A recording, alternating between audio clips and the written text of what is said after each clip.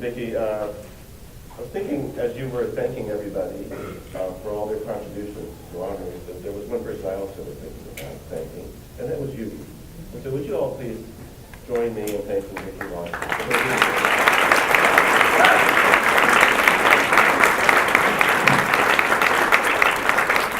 The leadership for this program, I think, has been exciting. It's been fun to watch. It's also been exciting for the people in the program, I know. To the students who are here today, congratulations. This is pretty wonderful. I hope that you're really proud of yourself. I'll talk about that in just more in a minute. Families and friends, Vicky already thanked you. I want to add my thanks to her as well, because family, friends, partners, everybody, you did so much to support people, our students. This isn't just a solo opportunity. Going to college, I know, and I think all of you know who've been to school, it's not something you just do all by yourself. You have people who help you. And then, of course, to our wonderful faculty and staff, and to our alumni mentors and others who also have provided incredible support. Thank you.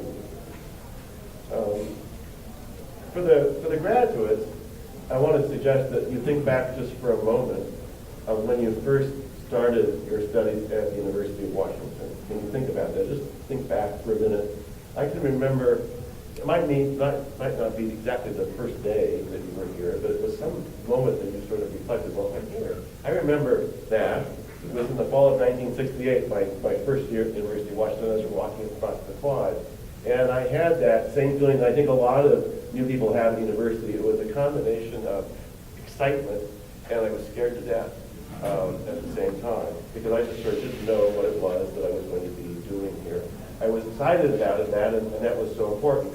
But also, it was a challenge. It was different from anything I had done before. It was my first time really living on my own, away from home, and that all of that was part of my education. So reflect a little bit now on what you've done since then. So think about when you first got here, but think about what you've accomplished. And Vicky talked about some of this. But I want you to think about your own accomplishment. Part of our Northwest culture is never to be too proud of yourself. You always deflect. If someone says something nice about you, say, oh, no, not or everybody else did it too, or something like that. But we're here today to celebrate you. We're here today to celebrate your achievements, the knowledge and the skills that you have acquired here that provide you the entree into your career, the continuation of your life, your engagement with your community, and we hope just wonderful years ahead. You've had to stretch yourself to do these things over the course of the last couple of years. I know that honor students, I've taught honor students, I've seen you actually stretch yourself a great deal. And the important thing I think to realize in all of that is that what a college education does, what the University of Washington does, is it helps you create opportunities for yourself. So think about this. I remember first getting here and just thinking about, I didn't have a sense of what happened after college. It was just, I was going to college, and it was a big deal, a big place, and it was pretty exciting. But it was the opportunity, and it's the opportunity to do something. College is the prelude. That's the good news and the bad news. So for those of you with a great sense of accomplishment, you've done it, it's great, okay, now you start. And so it's this opportunity, and I think the big question for everybody, for you especially, for our graduates, so what will you do with that opportunity? And I have a little bit of advice. I think it's advice that is consonant with things you're already doing and thinking about based on what Vicky has talked about in terms of your achievements and what I've seen. So just 4 things. The first is expect and embrace change. You're stepping into a world that is changing as you step into it. So, jump in, expect it to be changing and don't fight it. Know that the job that you start maybe this summer or next fall isn't the only job you're ever going to have. You're not going to retire from that job when you're my age. Or if you go to graduate school or to law school, that the experiences there are going to take you places you had never thought about before. I started graduate school in 1973 at the University of Wisconsin, the other UW that I went to. And I went to graduate school because I thought research was just really fun. I just had never been so energized, I think, in my life. And then the thought that someone might pay me to do it as an occupation. Okay, I had no sense, and so there was some sort of vague notion that perhaps I would become a faculty member. But all the rest of my career was something that was unknown to me. Again, it's about opportunity and the opportunities that arise as you go through life. You will have many jobs over the course of the next 40 or 50 years, or however long you're engaged. You will have certainly probably more than just one career. You may end up working in fields that don't even exist yet. You actually will help create some of those fields that don't exist yet.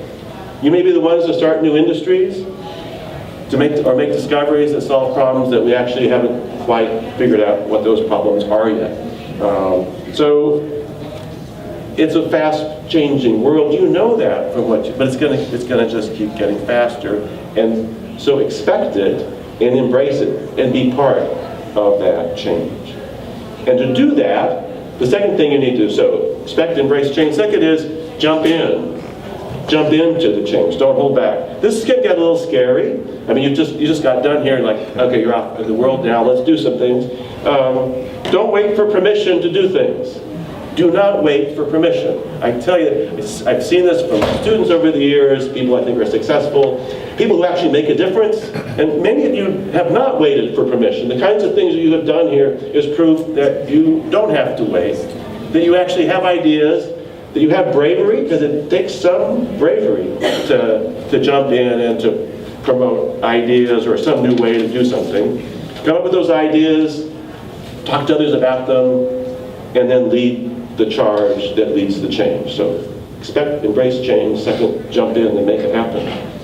3, continue to ask questions. That was the quote that I'd forgotten about that. The quote, I think probably the most important thing you can learn at the university is how to ask a good question. I've long thought that the best final exam would be one in which I would just say to students, so write the top 3 questions that should be the exam questions. Just the questions. You don't have to answer them. What are the questions? I never did that because I thought that would strike fear in the heart of everybody. Because we're trained to answer questions, not necessarily always to ask them. But you've done actually a lot of question asking to be successful in your classes. And research is all about asking questions in your internships and community service and the wonderful things that you've done. So keep doing that. You don't have to pepper people with 25 questions all at once. You know, the first day or someplace, you don't have to ask like 50 questions, so don't be manic about it. But continue to learn, continue to ask questions so that you can get so much more information. But you also signal to people that you are engaged. You signal to people that you want to be part of the change that's part of jumping in. And so expect, embrace change. Second, jump in, ask questions. And fourth is continue to acquire mentors. Continue to talk to people who can help you. This ties in, these all overlap, I hope you can see. Asking questions, who do you ask questions of? People that can tell you more stuff. So, and mentor is anybody who knows more about something than you do. It's not necessarily someone who has, gray and white hair. It doesn't have to be someone who's older. It's just someone who has some knowledge that you don't have. And sometimes you end up in relationships where you're a mutual mentor. Someone helps you and you can help them. Meet new people, seek out people from different backgrounds and different experiences, and learn from them. But most of all of these things, in these 4 things, challenge yourself, stretch yourself. You've done that here, continue to do that. And remember, and this is a little scary, but it should be invigorating to you, more than ever now, you are in charge of your own learning. It's not what we tell you to do, it's not the courses that we create, it's the world that you create. And so go and do that. You have shown you can do it. You really have.